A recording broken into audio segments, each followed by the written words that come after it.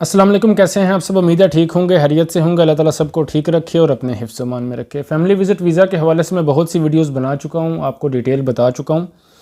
Extension के हवाले से कोई भी न्यू अपडेट आती है तो मैं आपके साथ शेयर ज़रूर करता हूं। फौरी तौर पर कोशिश होती है कि आपके साथ न्यूज़ शेयर की जाए। कोई गुड न्यूज़ आती है तो वो शेयर की जाए, अगर बैड आती है वो भी शेयर की जाए ताकि आपकी रहनुमाई हो सके, क्योंकि ये मेरा काम है। कभी बैड भी है तो वो भी न्यूज़ आपको देनी है, गुड है तो वो भी आपको न्यूज़ देनी है।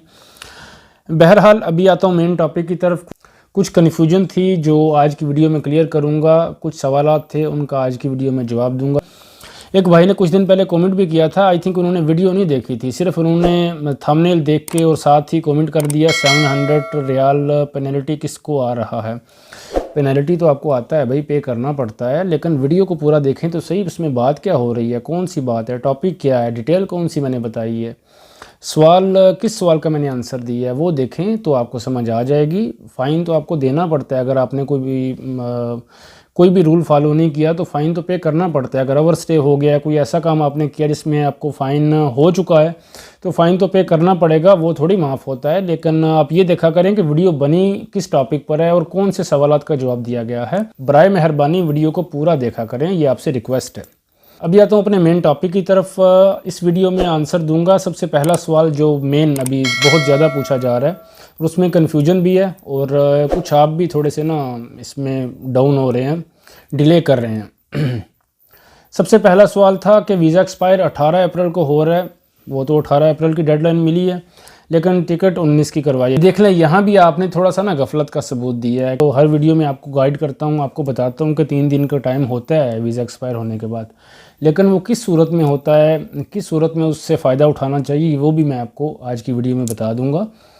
सेकंड आता है कि टिकट वाया बहरीन की करवाई है या वाया कोई भी टिकट करवाई है आपने कहीं से भी, तो वाया बहरीन टू इस्लामाबाद या लाहौर या फिर इंडिया का कोई भी सिटी है या बांग्लादेश का या किसी भी कंट्री का है, आपने वाया टिकट करवाई हुई है और वो कैंसिल होती है तो इस सूरत में क्या करना होगा। वीज़ा एक्सटेंड हो जाएगा। फॉर एग्ज़ाम्पल 17 अप्रैल को करवाई है आपने या 18 अप्रैल को करवाई है, वाया टिकट है, मैं वाया की बात कर रहा हूँ, डायरेक्ट की बात नहीं कर रहा।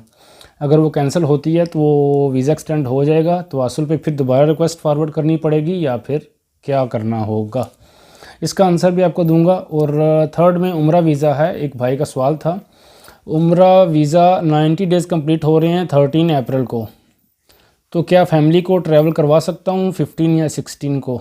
ये क्वेश्चन था एक भाई की तरफ से, काफ़ी दिनों से ये ईमेल आया हुआ था तो मैं इसका आंसर नहीं दे सका, माजरत। जो ईमेल आया है कि भी प्रेगनेंसी की प्रॉब्लम है वाइफ को तो वो ट्रैवल नहीं कर सकती, क्या करें। डेडलाइन मिलने के बावजूद भी ये बात भाई की तरफ से आई है, तो इस बारे में भी मैं डिटेल से एक्सप्लेन करूँगा, तो काइंडली वीडियो को पूरा देखिएगा और शेयर ज़रूर कीजिएगा ताकि किसी और की रहनुमाई हो जाए। आपके प्यार की ज़रूरत है, आपकी मोहब्बत की ज़रूरत है। सब्सक्राइब कर दें, सब्सक्राइब करने वाले बहुत कम होते हैं और देखने वाले बहुत ज़्यादा हैं, अल्लाह का शुक्र है अल्हम्दुलिल्लाह। तो काइंडली सब्सक्राइब कर दें, आपकी सपोर्ट की ज़रूरत है, आप हैं तो हम हैं। Thank you. अभी आता हूँ मेन टॉपिक की तरफ, ज़्यादा आपका टाइम वेस्ट नहीं करूँगा। सबसे पहली बात, वीज़ा एक्सपायर 18 अप्रैल को हो रहा है और टिकट 19 की है। भाई 18 अप्रैल के बाद आपके पास 3 दिन का ग्रेस पीरियड होता है, ये तो आपको पता है, बहुत से भाइयों को पता होगा। पहले मैंने बहुत सी वीडियोस बनाई। ये होता है इमरजेंसी में, अगर आपको कोई इमरजेंसी हो गई है तो उसमें आप इससे फ़ायदा उठा सकते हैं कि भाई आपके पास 3 दिन का टाइम है, आपकी 17 अप्रैल को टिकट डिले हो गई है तो आपको परेशान होने की ज़रूरत नहीं है, आपके पास और भी मज़ीद टाइम होगा, आप फैमिली को ट्रैवल करवा सकते हैं। लेकिन डायरेक्ट ऐसा ना किया करें कि भाई मेरे पास 3 दिन का टाइम है और मैं 3 दिन के बाद की टिकट करवाऊंगा। कोशिश किया करें बिफ़ोर 18 अप्रैल, अगर डेडलाइन 18 अप्रैल की है तो बिफ़ोर 18 अप्रैल को आपने ट्रैवल करवाना है फैमिली को। ये वाजिया किया जाता है जवाज़ात की तरफ से, बेमकान कलमगादरा गबल तारीख वाहिद 11,447 हिजरी। ऐसा ना करें कि कोई आप गफलत बरत रहे हैं और डिले कर रहे हैं, कोई इशू नहीं है, फैमिली को बाद में भेज देंगे, तो इससे आपका नुकसान है, मेरा नहीं है। ये आपकी रहनुमाई के लिए बोल रहा हूँ, आपका टाइम वेस्ट किए बगैर। सेकंड बात पर आता हूँ कि जिन्होंने वाया बहरीन या वाया दुबई टिकट करवाई हुई है, इस्लामाबाद या लाहौर या किसी भी सिटी में, इंडिया की किसी भी सिटी में जा रही है या फिर बांग्लादेश या किसी भी और कंट्री में इंटरनेशनल फ़्लाइट कैंसिल होती है तो क्या वीज़ा एक्सटेंड हो जाएगा। अगर हमारी 18 अप्रैल की फ़्लाइट है वाया बहरीन, तो अगर फ़्लाइट कैंसिल हो जाएगी, फॉर एग्ज़ाम्पल आप एयरपोर्ट पर जाते हैं, आपने सऊदी एयरलाइन की टिकट करवाई है या फिर फ्लाई नास की है या कोई भी है, एयर ब्लू की है, पाकिस्तान की मैं बात कर रहा हूँ, या फिर एयर इंडिया की टिकट है आपने करवाई हुई है वो कैंसिल हो चुकी है और उसमें आप सोच रहे हैं कि फ़्लाइट कैंसिल हो गई है, आप उसको मेंशन करेंगे। जैसे इधर ईमेल में मैं देख चुका हूँ कि आप मेंशन करेंगे तवासुल से दोबारा रिक्वेस्ट फॉरवर्ड कर देंगे, आपका वीज़ा दोबारा एक्सटेंड हो जाएगा 18 अप्रैल के बाद। तो ऐसा रिस्क ना लें, आपसे रिक्वेस्ट है, कोशिश करें 18 अप्रैल से पहले आप टिकट करवाएं और फैमिली को भेज दें। और ज़रूरी बात कि वाया टिकट जो है बहरीन, दुबई या कोई भी ऐसी टिकट है, कोशिश करें वो ना लें। चाहे आपको थोड़ी कम प्राइसेस में मिल रही हैं, पेनल्टी से बचें। आपने ये देखना है, आपने सारी चीज़ें देखनी है ना। डेडलाइन ज़ाहिर सी बात है दी गई है, तो आप कोशिश करें वाया टिकट ना करवाएं, डायरेक्ट फ़्लाइट करवाएं। 500-1000 का डिफरेंट हो कोई इशू नहीं है। फ़िलहाल वक्ती तौर पर बहुत सी चीज़ों को देखना पड़ता है भाई। ओवर स्टे में अगर आप ओवर स्टे कर लेते हैं, आपकी फैमिली कर लेती है, उसमें आपको फ़ाइन हो जाता है अच्छा खासा, तो आप ये देखें फ़ाइन ज़्यादा बेहतर है या फिर फ़्लाइट में आपको 500 या फिर 1000 ज़्यादा पे करते हैं वो बेस्ट है।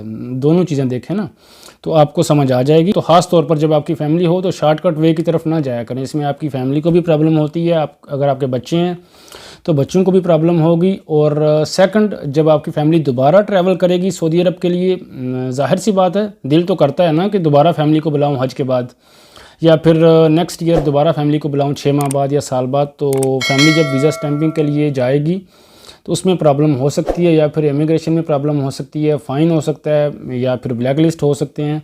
इस बारे में मैं डिटेल आपको बता चुका हूँ, पहले कुछ वीडियोज़ बनाई थी, आपको बताया था कि बचें इन चीज़ों से, इसमें आपका फ़ायदा है। थर्ड में आ जाते हैं उम्रा वीज़ा, जिनका वीज़ा 13 अप्रैल को एक्सपायर हो रहा है। क्या वो जी 13 अप्रैल को एक्सपायर हो रहा है, तो क्या वो 15 की टिकट करवा सकते हैं? जी बिल्कुल करवा सकते हैं, कोई मसला नहीं है। टिकट करवाएं और फैमिली को वापस भेज दें। अभी वेट ना करें 18 अप्रैल का कि 18 अप्रैल की डेडलाइन है, वेट के चक्कर में ना पड़ें, फौरी तौर पर फैमिली को ट्रैवल करवा दें बिफोर 18 अप्रैल। इससे ज़्यादा का आपने वेट नहीं करना। और ना ही न्यूज़ के चक्कर में पड़ें कि अभी कोई न्यूज़ आने वाली है। न्यूज़ आएगी तो देखा जाएगा कि भाई वीज़ा एक्सटेंशन के हवाले से, या अगर फ़्लाइट का कोई इशू बनता है तो वो न्यूज़ जब आएगी वो बात की बात है। फोर्थ क्वेश्चन आ गया मेन, बहुत ही ज़रूरी, जिसका फ़ायदा बहुत से भाई उठाते हैं। और मैं इस बात को समझ सकता हूँ कि भाई गुड न्यूज़ है, फैमिली वाइफ प्रेग्नेंट हैं, तो इसमें आप थोड़ी एहतियात भी करते हैं। मैं इसमें आपके साथ हूँ। ऐसा नहीं है कि मैं बोल रहा हूँ कि भाई आप ये इशू लेकर क्यों वीज़ा एक्सटेंशन करवा रहे हैं या फिर क्यों इस चक्कर में, लेकिन सिचुएशन भी आपने देखनी होती है, हालात भी आपने देखने होते हैं कि अभी हालात क्या हैं, क्या सिचुएशन है, कौन सी डेडलाइन दी गई है। और आगे हज भी है, हज ना हो तो फिर अलग बात थी, लेकिन अभी हज आ रहा है तो जाहिर सी बात है उन्होंने उम्रा वालों को भी निकालना है, विज़िट वीज़ा वालों को भी निकालना है, पर्सनल विज़िट वीज़ा वाले हैं, मल्टीपल वाले हैं जो पहले के हैं, सबको निकालना है हज की वजह से। तो प्रेगनेंसी का जो आप पूछ रहे हैं, प्रेगनेंसी में अगर 34 वीक्स हो चुकी हैं या 35 वीक्स हो चुके हैं, उसमें मेडिकल पेपर आपके पास है।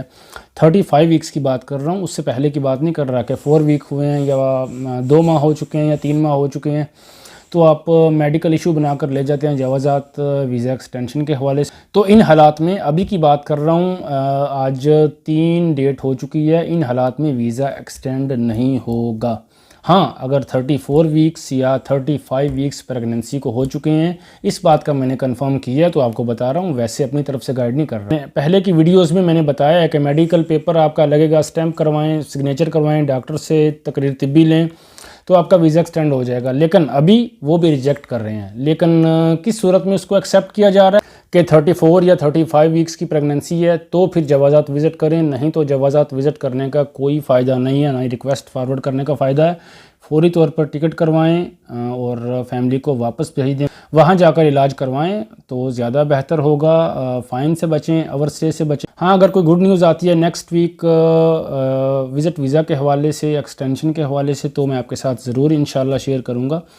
मे बी नेक्स्ट वीक तक कोई ना कोई अपडेट आएगी, लेकिन मुझे अभी कंफर्म नहीं है कि कोई गुड न्यूज़ आएगी या फिर यही फ़ाइनल है, 18 फाइनल है, बस इसके अलावा कुछ नहीं है। ये हालात पे डिपेंड करता है, फ़्लाइट्स पे डिपेंड करता है कि हालात किस तरफ लेकर जाते हैं, क्या होता है, मज़ीद एक्सटेंशन मिलती है विज़िट वीज़ा वालों को या फिर नहीं मिलती। कुछ कहा नहीं जा सकता, नथिंग इज़ इम्पॉसिबल। उम्मीद है आपको डिटेल से समझ आ गई होगी। वीडियो अच्छी लगी हो तो वीडियो को लाइक करें, शेयर करें और चैनल को सब्सक्राइब करना बिल्कुल ना भूलें। सब्सक्राइब ज़रूर कर दिया करें यार, ये आपसे रिक्वेस्ट होती है। और कमेंट्स में अगर आप कोई ऐसा कमेंट देखें जो आप प्रॉब्लम फेस कर चुके हैं तो उस कमेंट का रिप्लाई कर दिया करें, मैं पिन कर दूंगा। इससे क्या होता है कि किसी और की भी रहनुमाई हो जाती है और मुझे भी अच्छा लगता है कि आपने किसी की रहनुमाई की है। अल्लाह ताला आप सबको अपने हिफ्ज़-ओ-मान में रखे, खुश रहें, आबाद रहें। अल्लाह हाफ़िज़।